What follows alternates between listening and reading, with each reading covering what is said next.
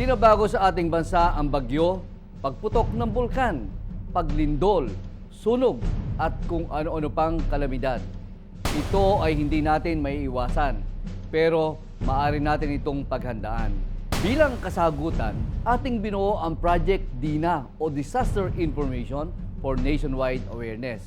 Sa tulong ng iba't ibang ahensya ng pamahalaan, layunin nito na magbigay ng sapat na kaalaman tungkol dito at kung ano ang dapat gawin para mapaghandaan ang mga kalamidad. Halina at magkaisa. Tandaan, kung bawat isa ay laging handa, tiyak ang kaligtasan ng ating pamilya at ng ating komunidad. Handa na ba kayo?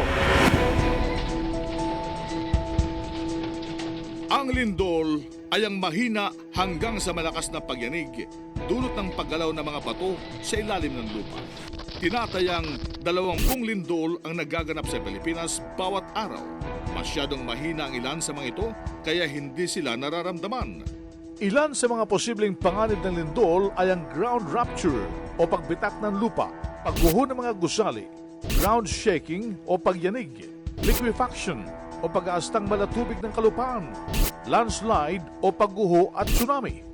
Maaaring magkaroon ng ground rupture o yung pagbitak ng lupa sa lugar na tinatahak ng active fault. Hatid naman ng malakas na lindol mula sa ilalim ng dagat ang panganib ng tsunami.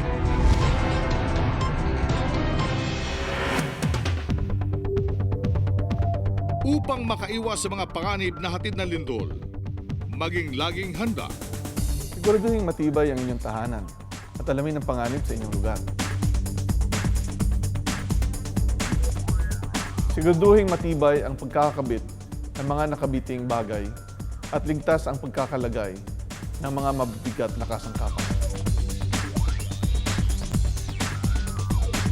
Huwag magpatong ng babasaging kasangkapan sa ibabaw ng cabinet.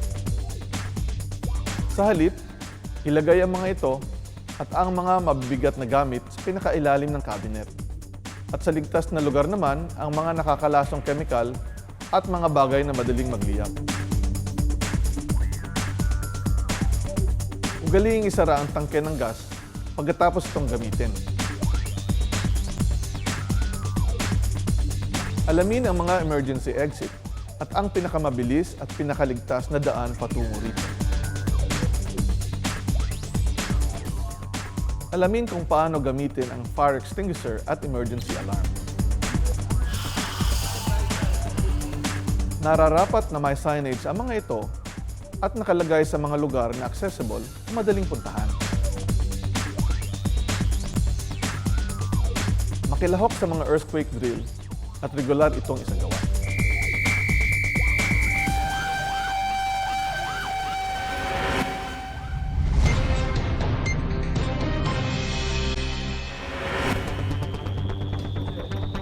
Kapag lumilindol at ikaw ay nasa loob ng gusali, Manatiling mahinahon sa lahat ng oras.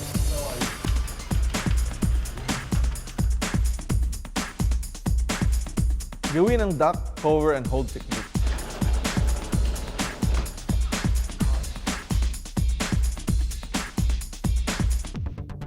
Yumuko, magtago sa ilalim ng matibay na lamesa at hawakan ang mga paa nito. Kung walang lamesa, pumunta sa matibay na bahagi ng bahay, lumuhod o mag-squat, takpan ang ulo at batok ng inyong kamay. Umiwas sa mga bagay na madaling mabasag, mabibigat at maaaring bumagsak.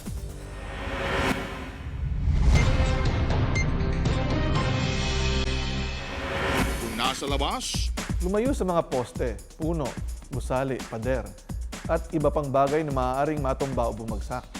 Mainam na pumunta sa open space. Kung nagmamaneho, itabi at ihinto ang inyong sasakyan. Huwag tumawid ng tulay, overpass at flyover. Kung malapit sa dagat, mabilis na lumikas palayo dito dahil sa panganib ng tsunami.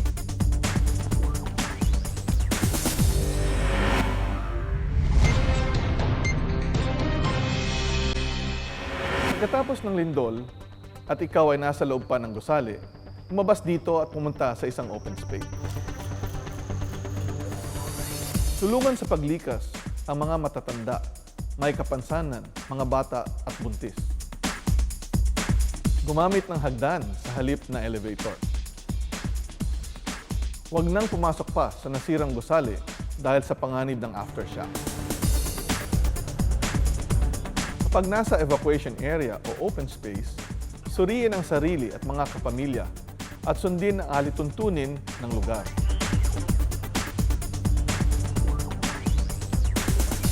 Balik sa tahanan, siyasating mabuti ang tubo ng tubig at mga kawad ng kuryente.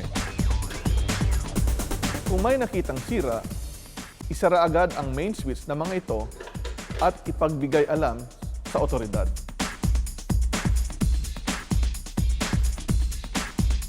Kung walang kuryente, huwag munang gumamit ng mga gasera at kandila dahil sa posibilidad ng gas leakage na maaaring magdulot ng sunog.